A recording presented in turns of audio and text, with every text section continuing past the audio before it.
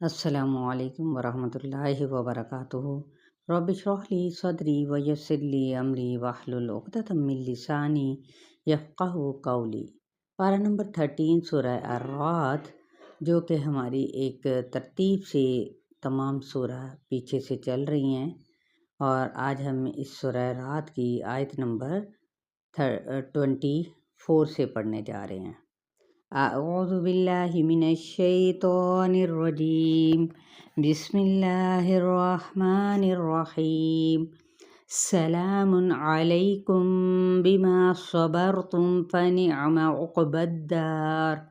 سلام علیکم، سلام ہو تم پر، بما صبرتم، اب کیوں سلام ہو، کس وجہ سے؟ بوجہ اس کے جو صبر کیا تم نے۔ فنعم، نون عین میم، تو کتنا اچھا ہے۔ عقبی الداری، عین قاف با، گھر کا انجام یعنی آخرت کا۔ والذین ینقضون عہد اللہ من بعد میثاقہ ویقطعون ما امر اللہ بہ ان یوصل ویفسدون فی الارض اولئک لہم اللعنۃ ولہم سوء الدار۔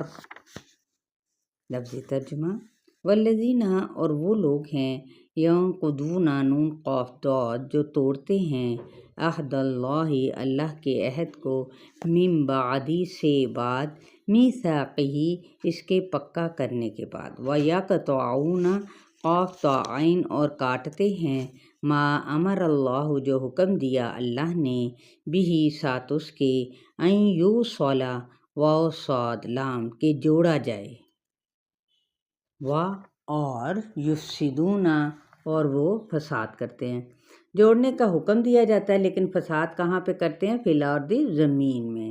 اولئک، یہی لوگ، لہم اللعنۃ، لام عین نون، ان کے لیے کیا ہے؟ لعنت ہے۔ لعنت کیا ہوتا ہے؟ اللہ کی رحمت سے دوری۔ وَلَهُمْ، اور ان کے لیے، سوء الدار، برا گھر ہے۔ اب اللہ کا عہد کیا ہوتا ہے؟ اللہ کی اطاعت کرنا، اس کے احکامات ماننا، اور اس میں جب یہ کام ہو جائے تو کامیابی کی بنیاد کیا ہوتی ہے؟ صبر۔ بندوں سے تعلق جوڑنا، یا پھر کیا ہے؟ اللہ کا عہد کیا ہے؟ بندوں سے تعلق جوڑنا، لیکن جو بندوں سے تعلق توڑتا ہے وہ کیا ہے؟ فساد کا ذریعہ بنتا ہے۔ اور زمین میں فساد کب پیدا ہوتا ہے؟ انسانی تعلقات توڑنے سے۔ اور انسانی تعلقات کب کٹتے ہیں؟ جب بدسلوکیاں کی جاتی ہیں، زیادتیاں کی جاتی ہیں۔ تعلق صرف صبر والے ہی کر سکتے ہیں۔ تعلقات کا جوڑنا اسی وقت ممکن ہے جب انسان دوسروں کی زیادتیوں کو اگنور کرے گا، یعنی نظر انداز کرے۔ حدیث میں آتا ہے کہ آپ صلی اللہ علیہ وآلہ وسلم نے فرمایا، کیا تم جانتے ہو کہ مجلس کے اعتبار سے میرے قریب کون لوگ ہوں گے؟ تو یہ وہ لوگ ہیں جو دوسروں سے محبت کرتے ہیں اور دوسرے ان سے محبت کرتے ہیں۔ تو کون لوگ ہوں گے؟ منکسر المزاج، عاجزی والے لوگ۔ اور محبت ان کو ملتی ہے جو برداشت اور سہنے کی صلاحیت رکھتا ہو۔ تو اللہ تعالیٰ کا عہد جو سا ہے، توڑنے والوں کا جو انجام ہے، نمبر 1 یہاں پہ کیا بتایا گیا؟ لعنت ہے، اور نمبر 2 ان کے لیے برا گھر ہے۔ یہ ہر چیز دیکھے وضاحت کے ساتھ یہاں پر۔ اور کن چیزوں سے جوڑنے کا حکم ہے؟ اللہ سے تعلق، دوسرے نمبر پر رشتے، تیسرے نمبر پہ وعدوں کو جوڑنا۔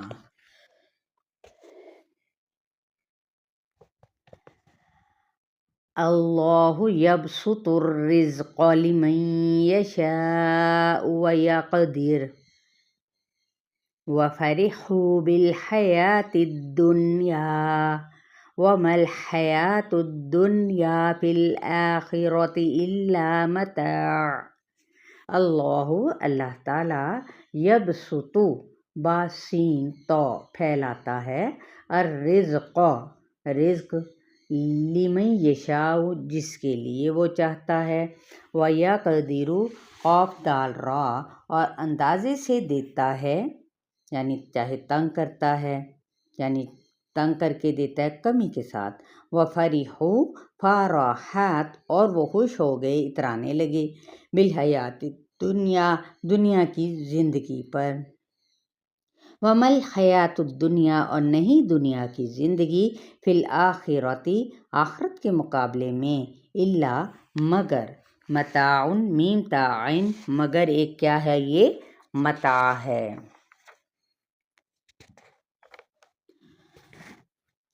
یعنی دنیا کا جو رزق کا زیادہ ہونا خوشحالی کی دلیل نہیں ہے آخرت کے مقابلے میں۔ وَيَقُولُ الَّذِينَ كَفَرُوا لَوْلَا أُنزِلَ عَلَيْهِ آيَةٌ مِّن رَّبِّهِ قُلْ إِنَّ اللَّهَ يُضِلُّ مَن يَشَاءُ وَيَهْدِي إِلَيْهِ مَنْ أَنَابَ۔ وَيَقُولُ الَّذِينَ اور کہتے ہیں وہ لوگ، کفروا جنہوں نے کفر کیا، لولا کیوں نہیں، انزلہ اتاری گئی، علیہ اس پر، آیۃ من ربہ کوئی نشانی اس کے رب کی طرف سے۔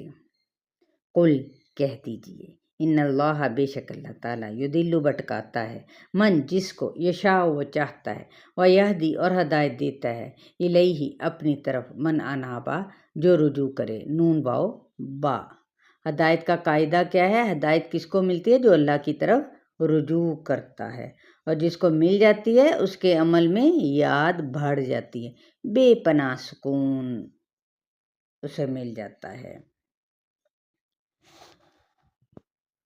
اب دیکھیں کہ حدیث میں بھی آتا ہے کہ دنیا کی حیثیت جو سی ہے وہ آخرت کے مقابلے میں اس طرح ہے جیسے کوئی شخص اپنی انگلی سمندر میں ڈال کر نکالے تو دیکھے سمندر کے پانی کے مقابلے میں اس کی انگلی میں کتنا پانی آیا ہے، صحیح مسلم کی روایت ہے۔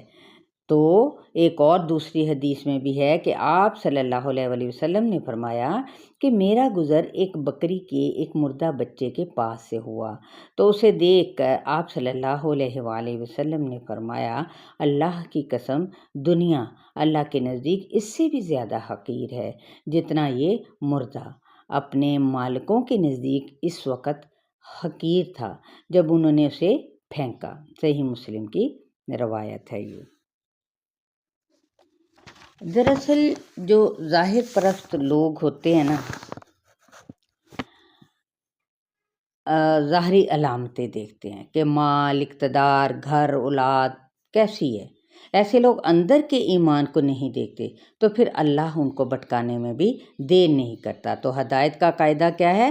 ہدایت کن کو ملتی ہے؟ جو لوٹ آئے، جو پلٹے، جو اللہ کی طرف رجوع کرے، اور جس کو ہدایت مل جاتی ہے تو اس کے عمل میں اللہ کی یاد بھی بڑھ جاتی ہے۔ ہدایت پر ہونے کے لیے نشانی باہر نہیں بلکہ اندر ہے، بے پناہ نشانی جو سی وہ کون سی ہے؟ وہ ہے سکون۔ باطل پر ہو کے، ظلم کر کے، جرم کر کے اطمینان قلب کبھی بھی نہیں نصیب ہوتا۔